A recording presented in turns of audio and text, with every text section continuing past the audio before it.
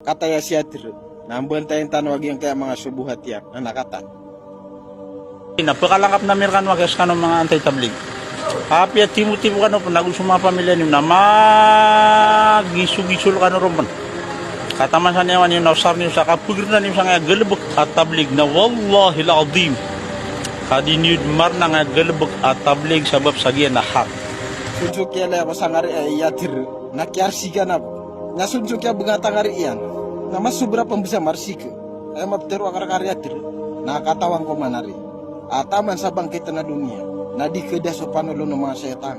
Kami mbeloy kanu atapang si ko mga tawa mga patis. Ay katiru Allah si sa Quran. Qala rabbi fa'anzirni ila yawmi yub'athun. Qala fa innaka minal munzarin ila yawmil waqtil ma'lum. Qala fa bi'izzatika la'ughwiyannahum ajma'in illa ibadaka minhumul mukhlasin. Bitero setan si ko Allah.